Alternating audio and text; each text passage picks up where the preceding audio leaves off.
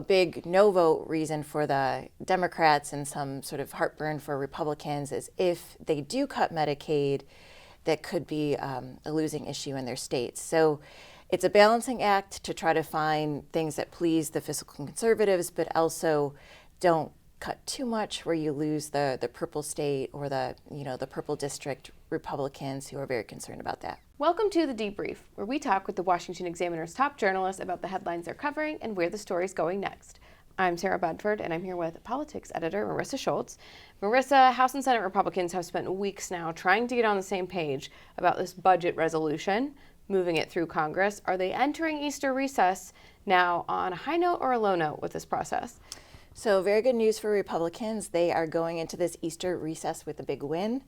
On Thursday, they passed in the House a budget resolution that will sort of kickstart this whole process for doing the tax cuts, extension of Trump's tax cuts, and doing his border and energy policies.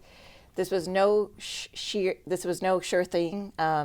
It started off the House and the Senate passing their own versions. They came back with a compromise version that the Senate passed and the House did not like.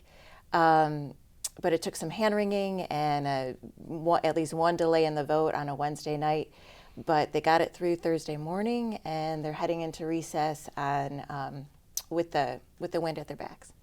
The majorities in both chambers are relatively small, right? In the House, it's only a handful of members. In the Senate, still a handful of members, although the numbers are a little more favorable. There's big personalities. So in this whole process, who do you think had the harder job? Do you think it was John Thune, the majority leader in the Senate, or was Johnson in the House? Oh, well, actually Thune did double duty. So how this sort of went this past week is there were quite a few Republicans in the House who were unhappy with the level of spending cuts that the bill was offering.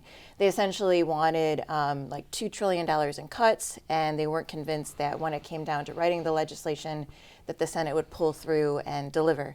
So these are folks like Chip Roy, people who are part of the Freedom Caucus, who are very outspoken and have a big platform. So not only did it come down to Johnson having to sort of convince these House Republicans that the bill should be passed, but it also took some convincing from Trump.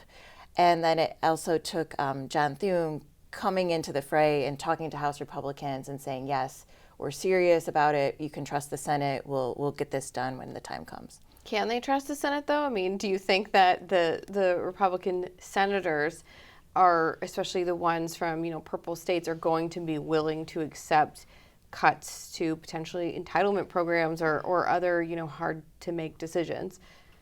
Yeah, that's the big question. Another thing beyond the cuts is the issue specifically of Medicaid. Mm-hmm. So Medicaid is one of the targeted areas that could be subject to spending reductions. The budget resolution that passed doesn't go into the details as far as what needs to be cut or, at what levels, but it directs the Energy and Commerce Committee to make a certain level of cuts, which Medicaid would fall under. So a big no vote reason for the Democrats and some sort of heartburn for Republicans is if they do cut Medicaid, that could be a losing issue in their states. So it's a balancing act to try to find things that please the fiscal conservatives, but also don't cut too much where you lose the purple state or the purple district Republicans who are very concerned about that. And what's the deadline? When do they have to have this one big, beautiful bill over the finish line? So there's no official deadline, but they've set a Memorial Day target. So they're now on this recess. Once they come back, it'll be up to the committees to actually do the busy work of finding the cuts and writing the legislation and saying which tax cuts that Trump wants will be included and balancing it all out. When they come back, they'll have to pass this one big, beautiful bill, and they hope to send it to the president's desk by Memorial Day. Well, Marisa, thank you so much for being here today. You can get more writing from Marisa and the rest of the political team at washingtonexaminer.com.